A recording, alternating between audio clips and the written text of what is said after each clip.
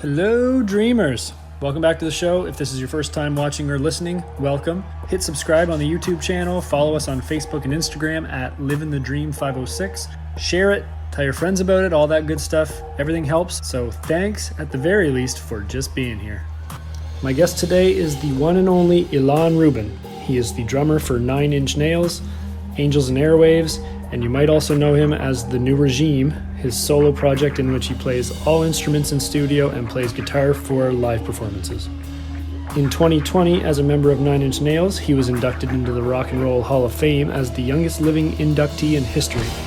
Fun fact, he is the first Rock Hall inductee to be born in the 1980s. This episode also features a special guest co-host. He is our music/gear expert and one of my best friends since the day I set foot on this planet, Mr. Ryan Kinney. He and I have both been huge Nine Inch Nails fans since the early 90s when we got all their CDs from Columbia House for a penny, like The Downward Spiral, Broken, Pretty Hate Machine, and don't forget the Lost Highway soundtrack. Classics! We've seen Nine Inch Nails together twice, first in Toronto in 2008, then Montreal in 2013, so this episode was a lot of fun for both of us. Hope you guys like it. Please welcome Mr. Ilan Rubin.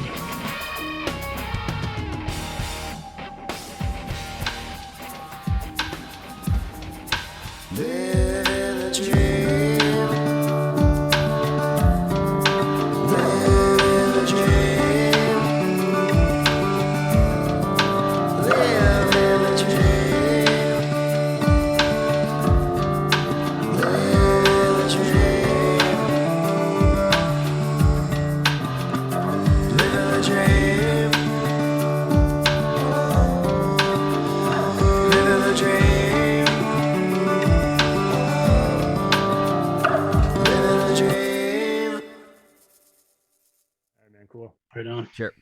So first off, thank you so much for doing this. It's an honor to talk to you and meet you. Oh, my pleasure. Thank you very much. Thanks for having me. And congrats on the Hall of Fame nod. Thank you very much. Super cool. Appreciate it. So to kick off, might as well start with the New Regime album, Heart, Mind, Body, and Soul. Sure. So first off, your solo project, The New Regime. First, I want to say I've had it on repeat all week, listening to it with my son. He's 10 and he is in love with the title track and he hasn't stopped singing it. So good. That's great to hear. Thank you. We'll be sitting or like driving to school and I'll hear him in the back. He's like, heart, mind, body, and soul. He's just like singing it to himself all day. So it's pretty cool. I love that. Yeah, well, so that explains the new bump in the 10-year-old demographic.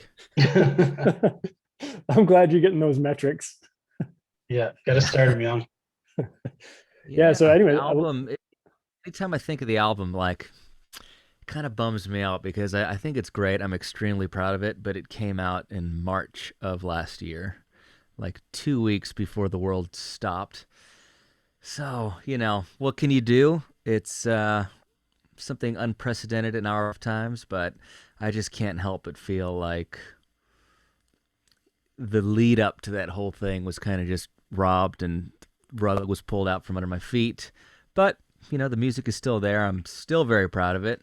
But it's just kind of this odd time where things are getting back to normal, but touring hasn't really started yet, although hopefully soon. And time is time. So the album came out a year ago, but it just feels like this sort of purgatory or this black hole of a year where I've remained very busy and productive doing other things, but obviously when you put all this effort into writing and recording an album, that's kind of like phase one. You're supposed to go out and tour it and support it and do everything you can to grow it, but that stopped about a week and a half into a tour, and it was shut down, drive home, and see what happens. And, in hindsight, it was, hopefully we'll get back out by July, and then we all know the rest of that story. So yeah. So it's almost like unfinished business on it with it, really. Like you haven't got to really celebrate it. Yeah, I definitely feel that way in terms of unfinished business, but people are so fickle where it's like they want something new. And even though it is new, it says 2020 and it doesn't say 2021 on it. So it seems potentially less interesting. So it's very, very silly. But nonetheless, I'm very proud of it. And I do think it's a great album. So I'm glad you guys have been enjoying it as well. Yeah. How many shows did you get in before you got shut down?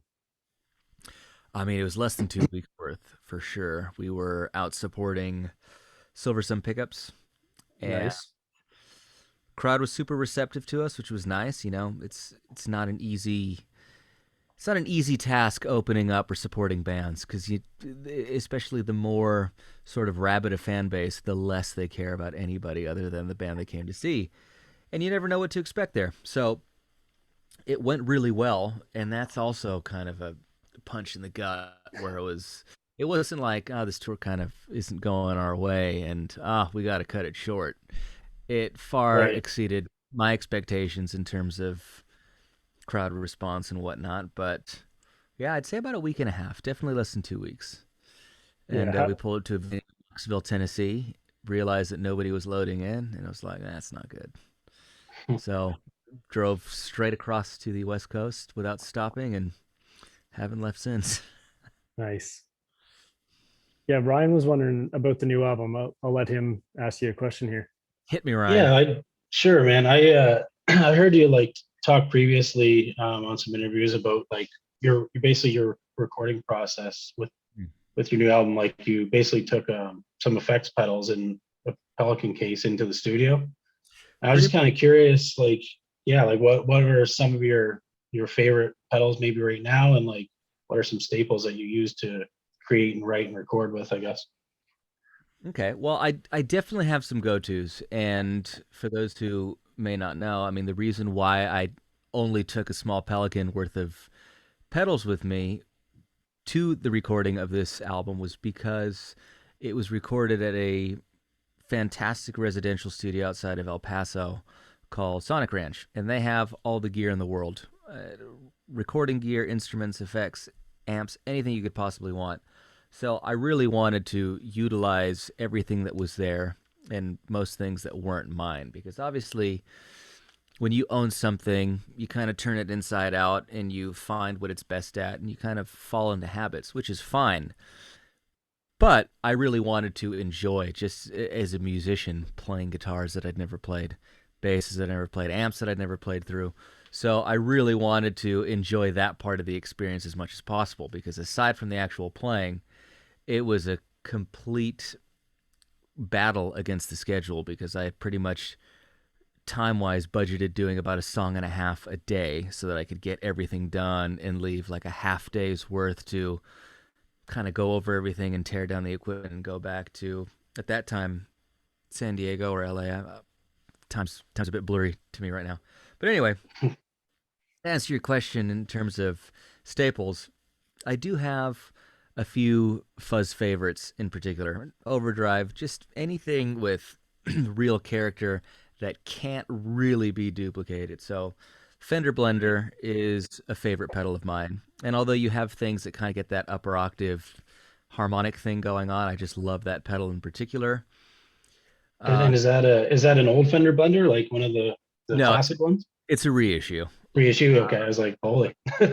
Probably had it for about 10 years or so, but it's always been a favorite of mine. I love that pedal.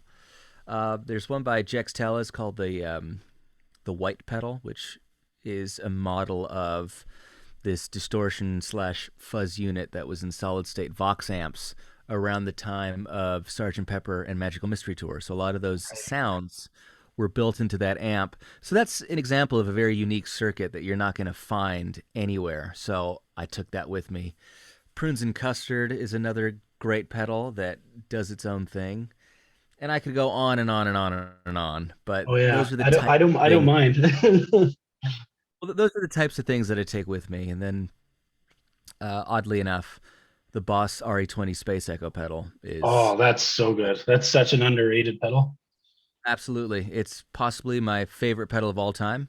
especially not in the fuzz realm because I have Yeah, way too much fuzz and dirt boxes, if you will. But I love that pedal, and this is coming from somebody who owns a real an 201 actual Roland probably. and a 501. But the pedals do their own thing. They're obviously very similar, but it's a fantastic sound, and I've come to use it in a way where I really drive it on the way in so that the reverb on the way out sounds really dirty. And I use Right. it for kind of orchestrating some guitar pads where I'll take, say, a triad or some kind of chord, and I will double track each note and then do the same thing an octave up, maybe an octave down, and it makes this really nice, ethereal sounding pad, but it's all single note guitars that Right. bring it to. Oh, that's awesome. Yeah, that's I agree with you on that. The Boss Space Echo, that's an amazing pedal that isn't a full unit, right? It's super Yeah. awesome. Yeah, Cool. there comes a point where, for the purists out there, I tip my hat to you, but reliability, in my opinion, is a priceless thing, especially when you need to use something. There's nothing I hate more than being like, oh, now's my opportunity to use that thing that I bought. And I go Yeah. to use it and it doesn't work or it's too noisy and I don't mind noise, but I'm talking about scenarios with vintage synths or other amps that it's just unusable, and it's Well, kind of like a and it's an especially when opportunity. if you're gonna tour with it, right? Like you're gonna take Oh it yeah, out on the road. Like I go. you're not gonna bring a tape machine. Yeah, no, I go as bulletproof as humanly possible, and probably by the next time I go out, for the sake of reliability and consistency, I'll probably go full on fractal. I'll still have a cabinet on stage to just put air and Yeah. actually feel volume. But pretty much what I've had, aside from my trusty Les Paul, is I was using two Fender Supersonics. They're built like tanks and they're readily available. And I had a Were those fractal, the the 22 watts or were those the old 60 watts? Do you the know which? 22 watts, the Oh, 22. right on. Cool. I wasn't a big fan of the 60 watts, to be honest with you. But what I really liked about the 22 watts is that they kind of treated it like two amps in one. So the clean side of it, which is all that I used, was supposedly a deluxe reverb circuit with a little mid Right. bump switch. So I ran the amps completely clean and would get all the dirt from a Fractal FX8, which was just all the effects in a floorboard. So, having been in situations where I step on a pedal and sound stops rather than doing Yeah. or just stepping on a cable and breaking it inside of the pedal. I'm like, I gotta, all these patch cables and ins and outs are just a breeding ground for disaster. And considering everything's at my feet, and for the longest time, I didn't have somebody watching my back in terms of tech or something. I mean, that last tour was a real luxury having a friend of mine out, Justin Sweet. He also techs for Angels and Airwaves, but just having somebody watch out for any sort of technical issues was a real luxury. Yeah, absolutely. That definitely would be. Hmm. Now, that Cool. being said, on tour, how were the songs translating? Like, you got all these effects and all this tech in studio. How did you feel with the live presentation? Really good, to be honest with you. And what I've always enjoyed about bringing the songs to life on stage is that it really becomes more about communicating what the song is about in terms of vibe, as opposed to trying to recreate every single texture. I mean, that really is a losing battle unless you want to rely entirely on playback. Now, I use playback for things that would just be impossible to replicate live.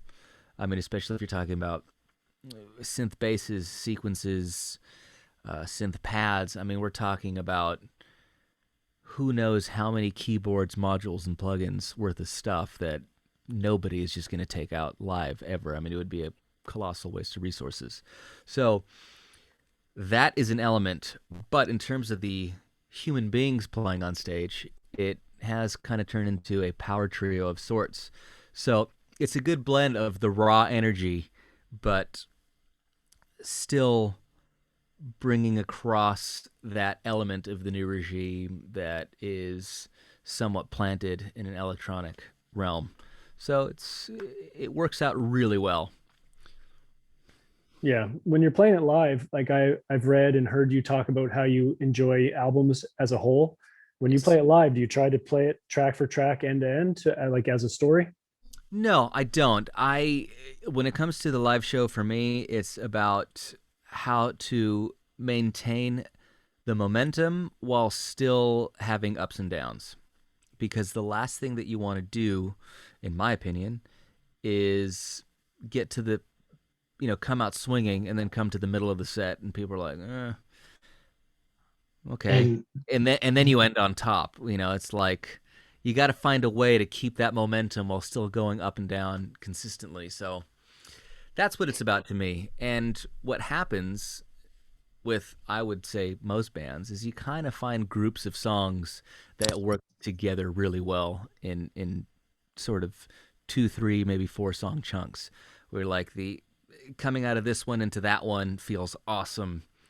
By the time I'm starting to feel like this might be too much of one vibe, this one really kicks it off in another direction. And you kind of just have to analyze how that feels and flows in rehearsals. And then obviously, throughout the first couple of shows, you're kind of refining and you finally stumble across that sort of power 35, 40-minute set. At least that's what the sets were on the last tour.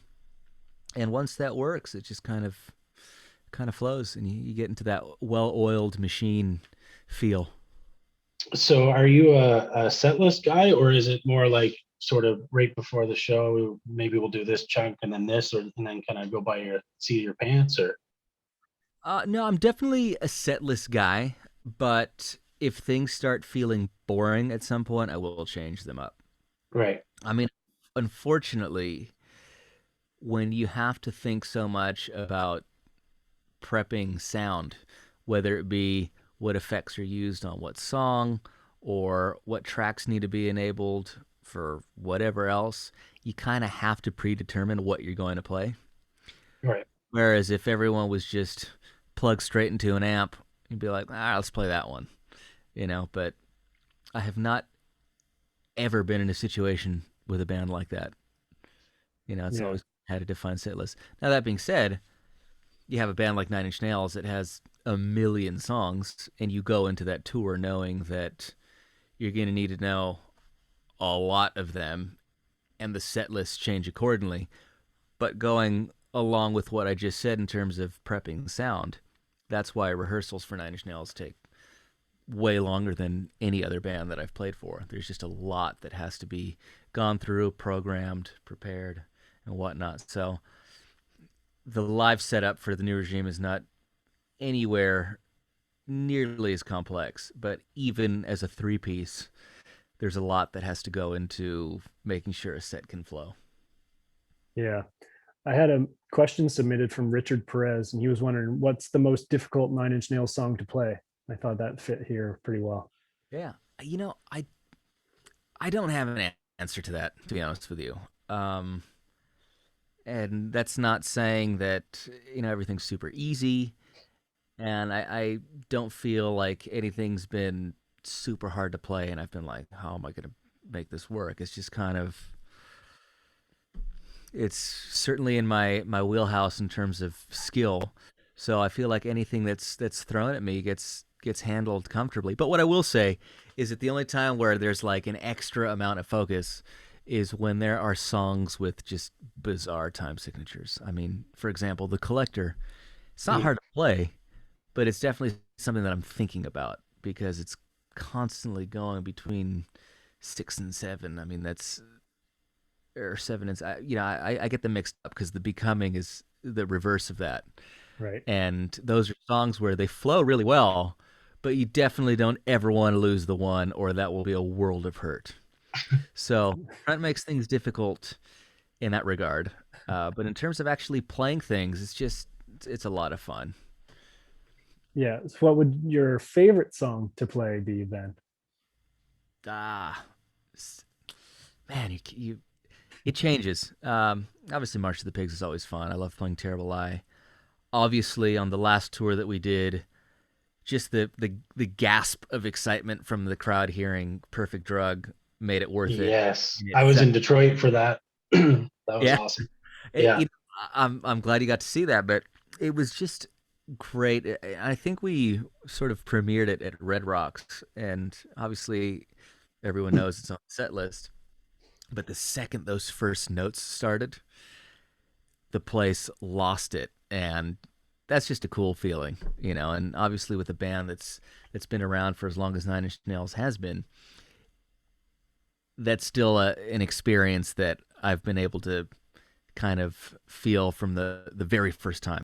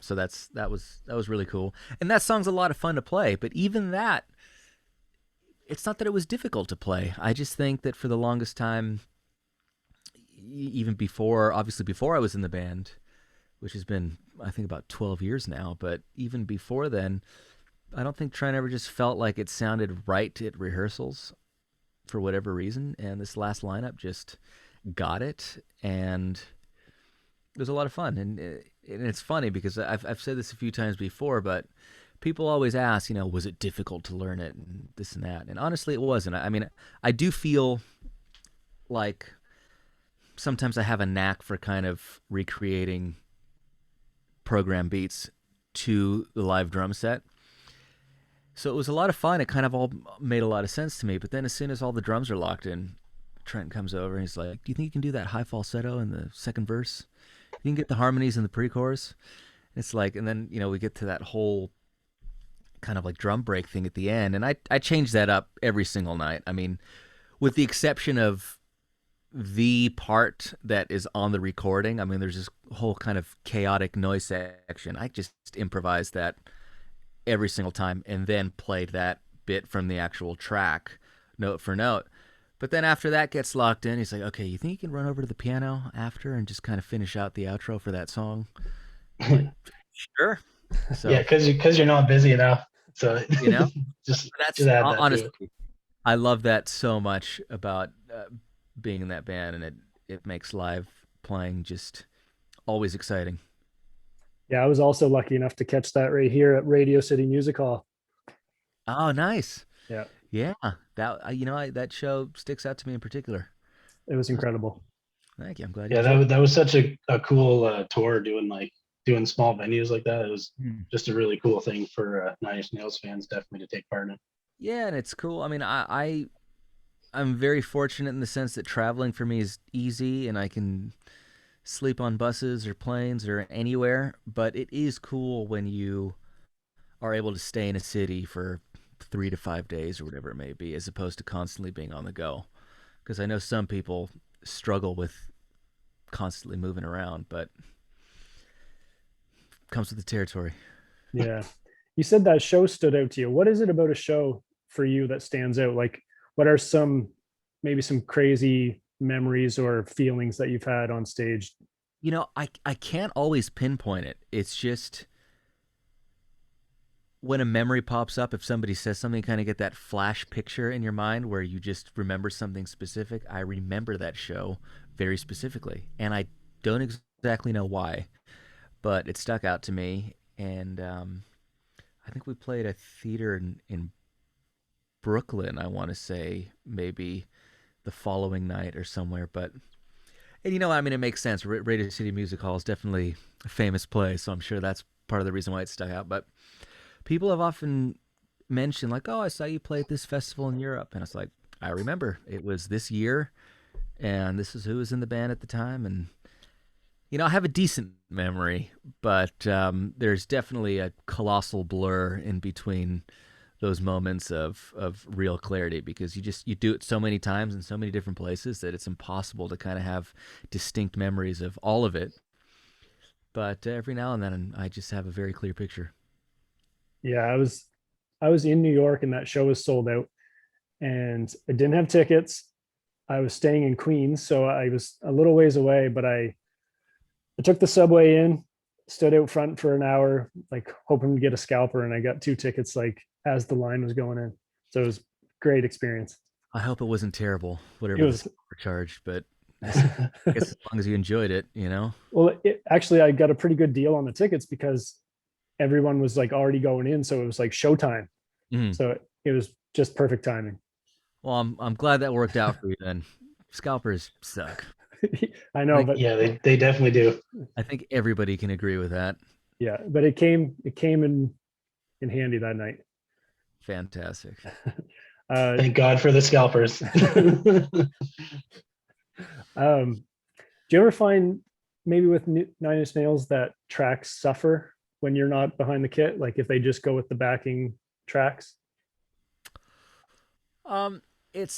I want to say no, but it's hard to say because I'm not hearing what everyone's hearing out front.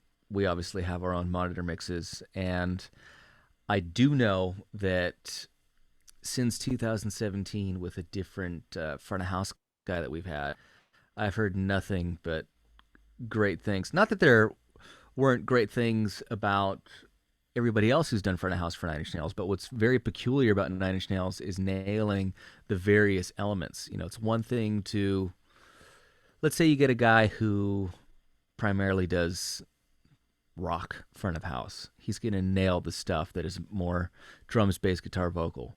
And he may suffer on the electronic stuff. And then you have the reverse of that, where somebody may be great at mixing electronics, but they kind of lose that raw energy and aggression from the other stuff. So I do know that since 2017, our front house guy has gotten nothing but awesome reviews for just being loud, clear, and bringing it across the way it needs to be brought across.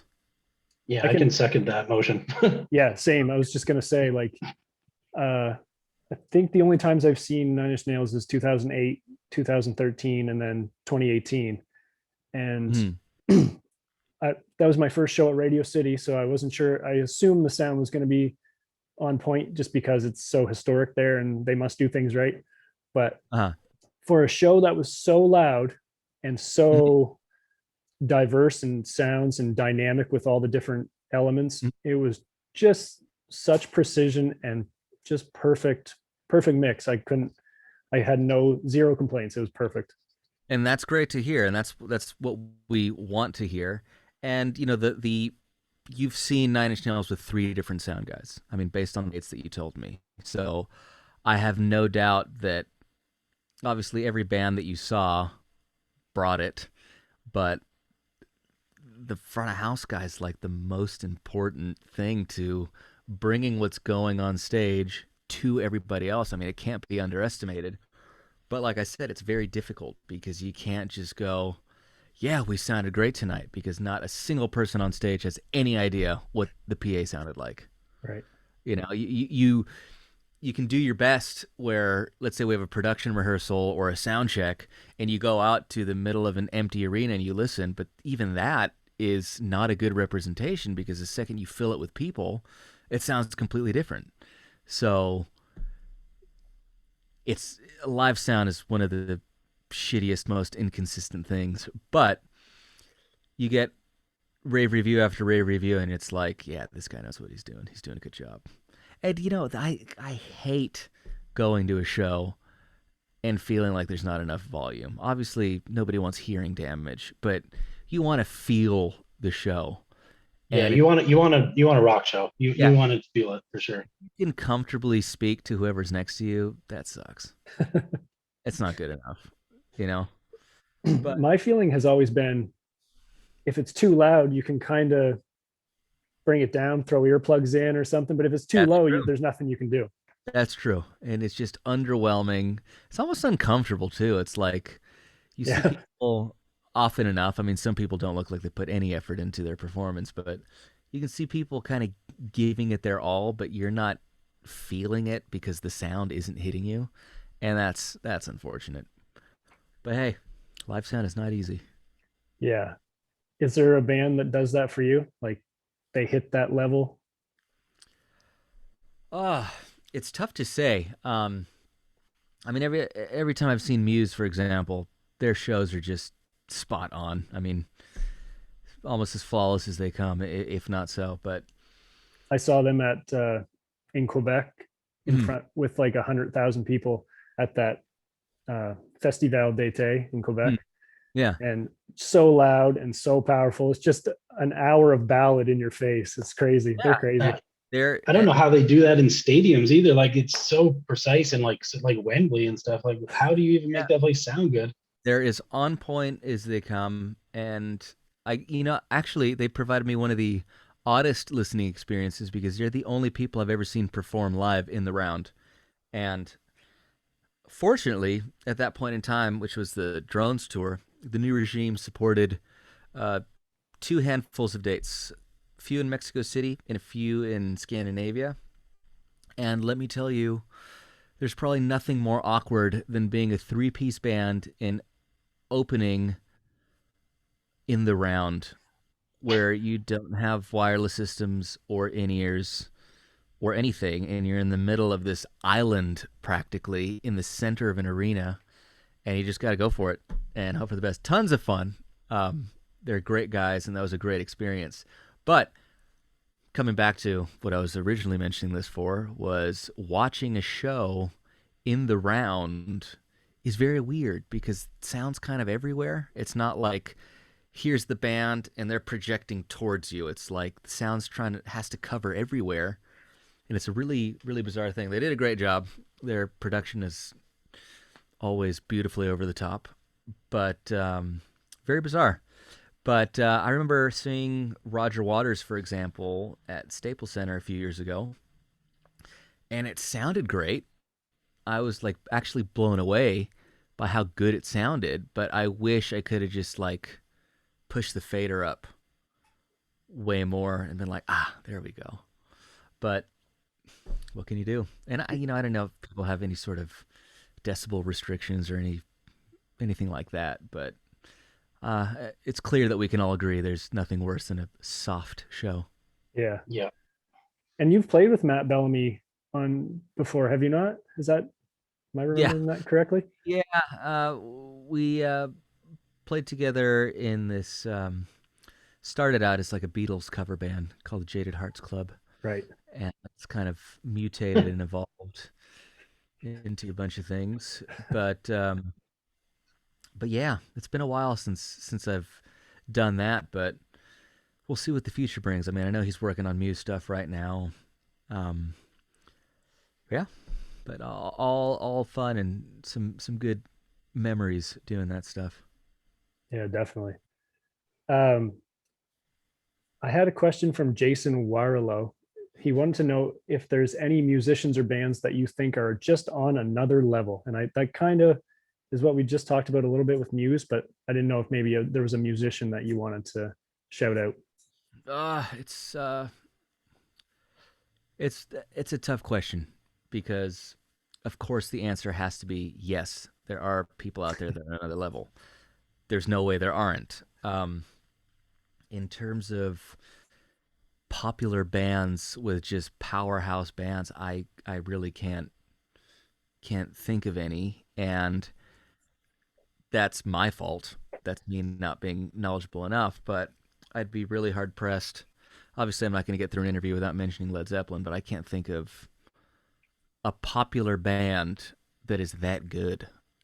And obviously, I don't think that'll ever be matched. But to think of a band so popular that is that good in terms of the four musicians in that band, there's certainly nothing. Not that I'm comparing anybody to Led Zeppelin, but you just have these calibers of bands where you're like, oh, everybody in that band is a great player. On another side of the spectrum, I mean, the Police is a band like that, where those three guys were incredible. They played phenomenally well. Every single one of them firing on cylinders. I personally would put the Police at that Led Zeppelin level, but that's just me. Well, the Police are one of my favorites, and they were phenomenal. But think of a popular band where you have 3 or 4 people who are just all fire. I'd be very hard pressed to think of one. In fact, I can't. Yeah. And if you guys can, good on you, and I'll hopefully agree with you. But I think we just named 2. well, but these are bands who have not been around for a very long time. I was fortunate. Actually, this is crazy bringing both of them up, but I've just been used to everything I've been into not being around anymore, or at least at the very best, not in the prime. But especially with the Police and Led Zeppelin as examples, not being around anymore, I actually got to see them both in the same year in 2007. I went to the O2 Led Zeppelin show, and I saw the Police at Dodger Stadium. So at that point in time where I thought, there's no way in hell I'm ever going to see these two bands play, ever. No. In 1 year, I got to see them both, you know? How old were you when you saw were you like 14 when you saw Zeppelin? In 2007, you can make me do math. I was probably about 19. 19. Oh, it's 2007. 19. Okay, yeah. Because I remember when that show was, and I think I'm a couple years older than you, and I was obviously wanted to be there and couldn't make it, but that's awesome that you were able to get there. It's also the only time I've ever gotten choked up watching a band, because I never thought it would happen, but obviously for me, starting that musical journey and Led Zeppelin obsession so young, that to me was like seeing 3 of my superheroes in the flesh. playing, and I never thought I'd see that. So it was an amazing experience. Of course, I digress, and I can talk about my favorite bands ad nauseum. But yeah, to think of like a pop band or a rock band that is number one and just that good at their instruments and that good as a unit, I can't think of one, unfortunately. I think to find a level of talent and synergy like that, we'd have to look at less popular genres, which is also unfortunate. Daniel Thomas wanted to know what you've learned about being a musician or work ethic from Trent and the band, and has he given you any specific advice that you still keep with you? I mean, there's no doubt that I've learned things, but I've said before, when I stepped in my first Nine Inch Nails rehearsal, I was just, I felt like I was in the right place, especially in terms of work ethic and professionalism.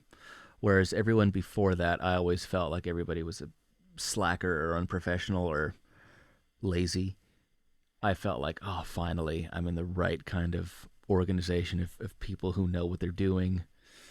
Trent obviously knows what he wants. He knows how to execute, and he holds that level of professionalism above everything else. That execution, the perfection, and obviously, in terms of a band in a live performance, that's a relative term, because so many things can go wrong during a Nine Inch Nails performance, and it's still perfect. You know, whether That's it's right. broken equipment or just making the best out of a situation that turns into something awesome and on the spot. But still, the intent is always there to execute at 100%. And that was the first time I experienced that. And it was a great relief to finally be in a band like that. And you were just like 20, 21 when you joined? Yeah, I joined when I was 20. I had my 21st birthday with Nails in Paris, July 7th, 2009. That's so crazy. It's funny to hear someone say like I was finally with someone that was serious, and you'd been touring since you were 7 or 8 or something. Well, I started playing around 7 or 8. I was touring at around, I mean, I'd done stints in groups of shows, but properly touring by 13, 14. By 15, I was touring too much to actually continue physically going to high school, and I had to get checked into an accredited high school that child actors and those sorts of people go through so that they can work and get their education at the same time. But yeah, I graduated with honors early, which was insisted upon by my parents, who were obviously immensely supportive and allowed me to do everything, but I couldn't let one thing fall by the wayside in preference of the other. But, and I know it may sound pretentious being like, oh, I'm finally in a band that's good enough and it's Nine Inch Nails and I'm 20. But I was playing in a good handful of bands of varying degrees of success. And there was a common thread of just not taking it seriously enough. And it drove me nuts. And then I finally get the foot in the door with the greatest opportunity I had ever had.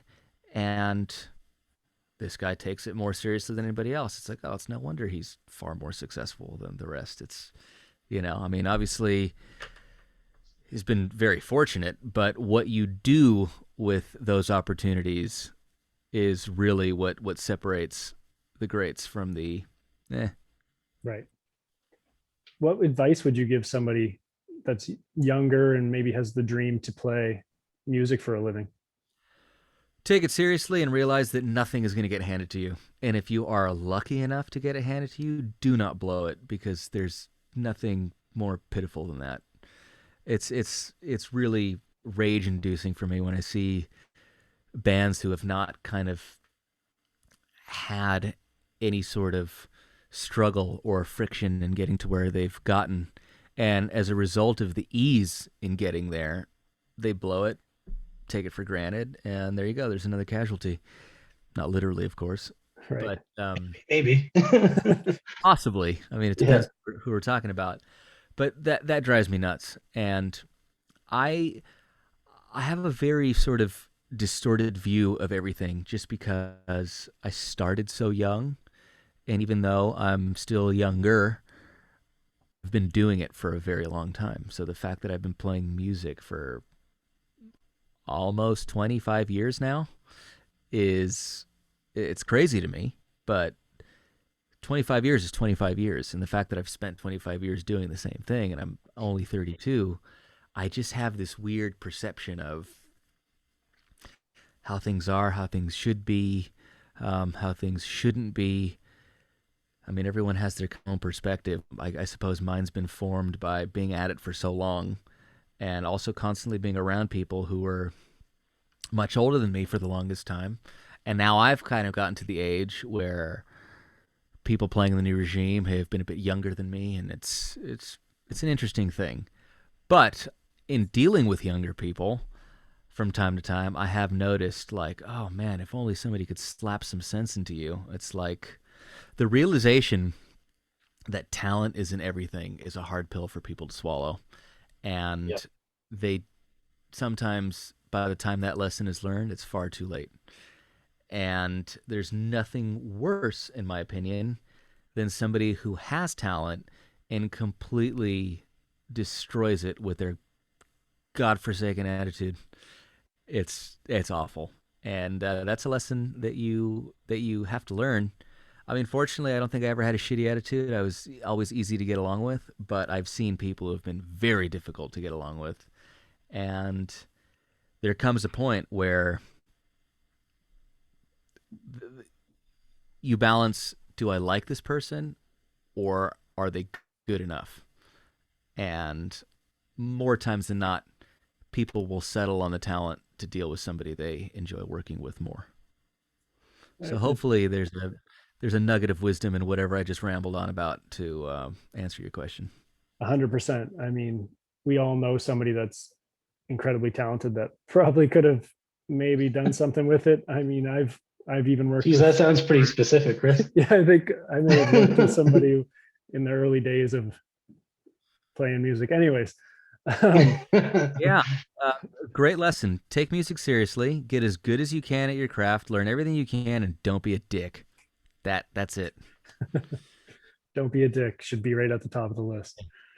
There you go. Don't be a dick, and then take music very seriously. And if you're going to be a dick, you better be able to back it up with something phenomenal. Just do like you do, and just do every instrument yourself. That's no what it's okay. I'm allowed to be a dick. Look at this. Lawrence Leash wants to know do you have a signature move? Do you have any drum thing that you love doing? A signature move. I thought that was a wrestling question. Yeah, do you have a finishing move? God, I mean, every musician, regardless of the instrument, has, I don't want to call it a bag of tricks because that seems very sort of novelty act, but you have things that you enjoy playing and things that you can just do on command, and you know that you will not fail doing them. So to answer your question, nothing specific, but which is your question. You don't have a Billy Gibbons guitar squeal or something? No, I don't. I mean, there's certain bass drum tricks that I always love to use. I mean, bass drum doubles and triplets and that kind of thing. You know, the Bonham things that have been ingrained in me as a child. But it also really depends on the what you're playing on the band you're playing with, because that stuff may not work with another band. So fortunately, I've really been conscious of versatility as a big proponent of what I do, but I wouldn't say there's like, this is my special move or like my Mortal Kombat fatality or something. You know, it's just like I just play the way I play, and I play the best to whatever it is that I'm performing with. So yeah. Have you ever been able to cover a Zeppelin song? Like, I know you're a huge fan. Do you guys ever play them live? No. No. I mean, I often do, you know, little guitar nods to Jimmy Page or whatever every now and then. I just, because jamming, for example, without kind of going off on some Spinal Tap jazz odyssey is something that I do feel is a lost art form, especially in rock music or popular rock music in particular. So I do kind of like tipping my hat to that because it was a very important element of music growing up. And it was something that my dad made me pay attention to. And him and I would jam and improvise, whether it was me on drums, him on bass, or me on guitar and him on bass. That element of like, oh, let's just see what happens. That is pretty much gone from music, popular rock music. Of course, there are jazz bands and fusion bands and a lot of people who are great at their instruments and improvise, but I'm talking about this relative world that I'm a part of.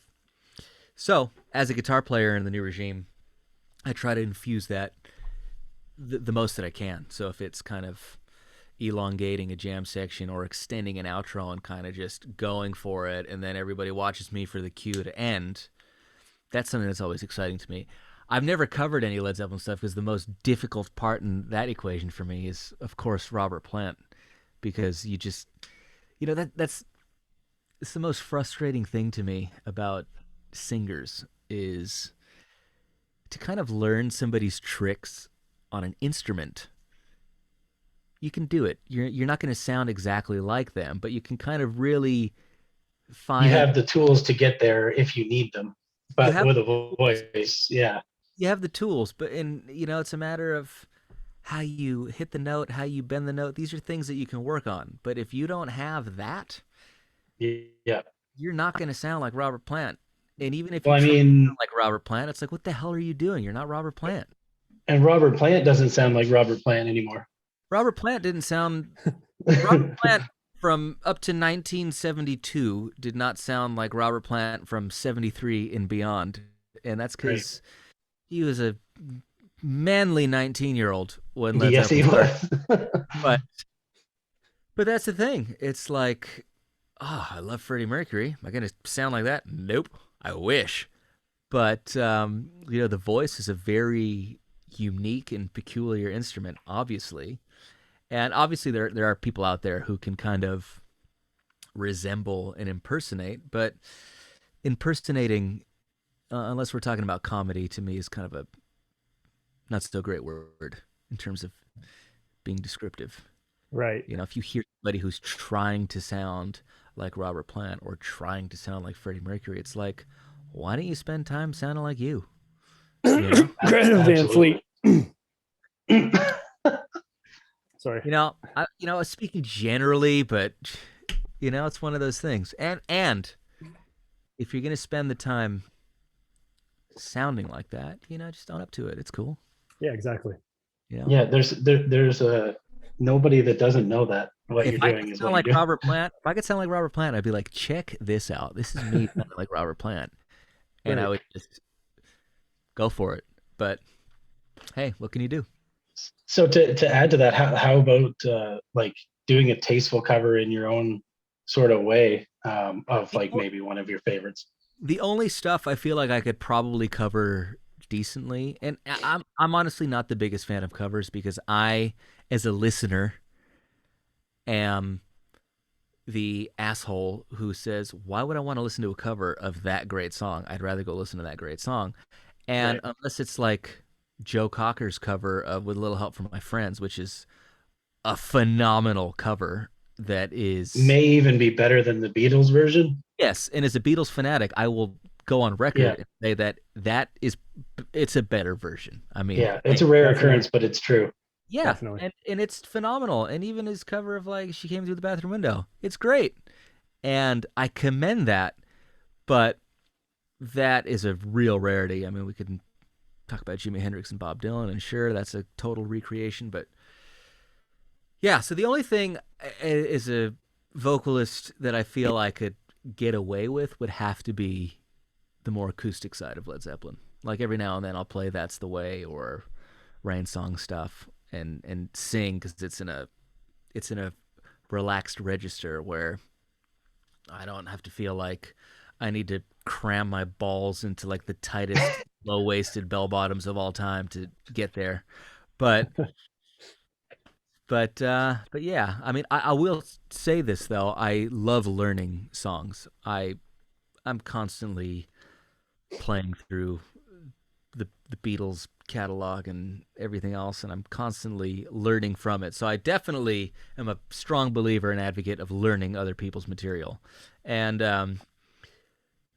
at some point in the pandemic, I was thinking of like, what's a good Beatles song that like isn't that popular? Where if I cover, that popular in terms of the Beatles catalog, of course, where if I covered it, it wouldn't be like, oh, here we go. So I haven't put it out, and I may do so at some point for fun, but I just spent one day learning every instrument note for note, harmony note for note of Good Morning, Good Morning. And I had a lot of fun with it because that's also a weird song. I mean, if you break it down in terms of time signature, it's bizarre, but it flows, and it's so kind of like something that Lennon would have referred to as a throwaway song, but it's not easy. And it sounds easy, which is what makes it that much more interesting. But I also had a lot of fun. Just every plugin in Pro Tools was an Abbey Road plugin, so I was like, I'm just gonna go for it, and have fun, and just play reverb for days. And I had a good time with it. So I do that sort of thing, but I always feel like I would be really bummed if I put out a cover and somebody reacted the way I would react to somebody else's cover. So right, it's like if somebody hated it, I'd be the same way. In which case, why am I setting myself up for that kind of exchange? But hey, I'd love to hear it too seriously. Well, and you very well may, because it's fun. But yeah, there's that answer. Yeah. Ryan and I were talking earlier about Twin Peaks. He was going to mention something to you. That I wasn't in it? Yeah. What's the story? And not only that, like Joey Castillo, who I love his drumming as well. Yeah. Super unique, but I didn't know that he ever did anything with Trent sort of thing. Like it was a shock all around. I don't think, and I could be wrong, I don't think that he's done anything with Trent in terms of a project or Nine Inch Nails, but there's definitely a decent bond between Nine Inch Nails and Queens of the Stone Age dating back definitely to before my time. I mean, Nails and Queens toured together in 2014, but they also toured together, I think, in 05. Yeah, in 05 with, I think, Death from Above, if I remember correctly. Yeah, kind of in the With Teeth era.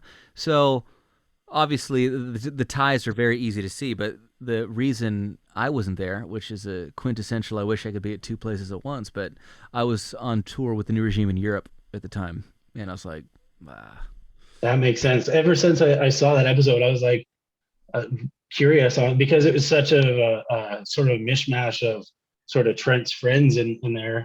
Yeah. But I was like, yeah, but it wasn't the band really, like it just a couple members. It's one thing to like be in Nine Inch Nails, but also be in the Nine Inch Nails. That's yeah, tough, man. I just have a couple more questions that were sent in. I'll just rapid fire them at you. Hit me. What is your favorite cheese? Excellent question. I actually am a fan of cheese. I don't get into the super blue territory. Like I kind of draw the line at Humboldt Fog, which is delicious. But that's a tough question, man.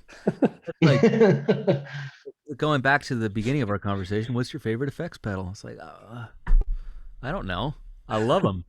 I'm all over the place though. I like Manchego. I like Brie. I like Humboldt Fog. Go into more neutral cheeses. Something like Munster's delicious, but different kinds of mature cheddars are fun. I'm all over the place. That's a difficult question. That's not fair. That's the effects pedals question to continue. Yeah. Cheese is the effects pedal. Yeah, it's the effects pedals of the gourmet eating. That was from Paul Coates. I'll eat some Baby Bell and string cheese too. I don't care. It's all delicious. That's your DS1. Yeah, there you go. Yeah. Robert, the tooth screamer of cheese. Sorry, what? The tooth screamer of cheese. But continue. Sorry. Robert Sacramento. So transparent. wants to know favorite pizza topping. Pepperoni. Bam. No hesitation whatsoever. Cheese. Cheese. Yes, cheese. A variety of cheeses. Effects pedals. Yeah. By the way, for anybody who's like, Tube Screamer is not a DS1. I know it's a Boss pedal, but the Tube Screamer's like that cliche, like, got a Tube Screamer. Yeah, I get that transparent overdrive, bro. Yeah. I want to watch that Reverb movie that just came out. Me too. I haven't watched it yet. I'm a huge fan of that company and the people who work there, at least the ones who I know. But I was seeing a lot of fun stuff about their first feature film about effects pedals. Yeah, I think it's called The Pedal Movie, if I'm not mistaken. That might be something to torture my wife with later. We'll see. Good thinking. Hey, I got this great movie we're gonna watch. It's about effects pedals. A couple comments.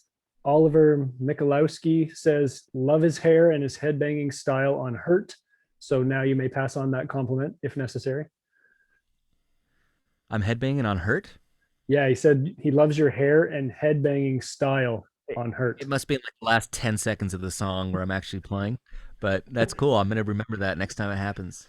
Be like, this is my moment. That's my secret move. It's the hair. That's your signature move. Yeah, we've solved it. Finally. Continue. And Geraldine Gorolichik says, congratulations on your wedding. We've met before. You're a great guy. You deserve all the respect in the world. With your abundance of talent, you rock. I thoroughly appreciate that. Thank you very much. Good sir. We're going to, we can end on that. Any tour plans with New Regime or Nine Inch Nails? I wish. Nothing plans. Nothing started up yet?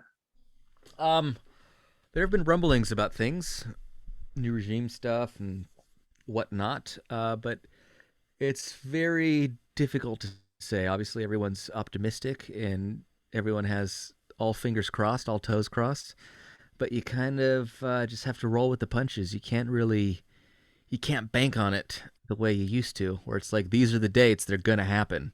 Now it's like, these are the dates, but I'll believe it when I'm actually there playing, But for what it's worth, I actually got my second vaccine on Tuesday, so I've come out of that sort of feeling like garbage for a day or two.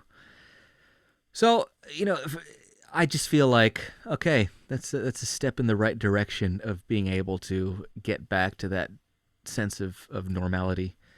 But I'm hoping everything happens. I know every band and every friend in bands that I have everyone's kind of looking for the fall, but really what I've seen is a lot of people announcing stuff for next year, which I know it'll fly by because time always does in a scary fashion, but I hope it's sooner than next year.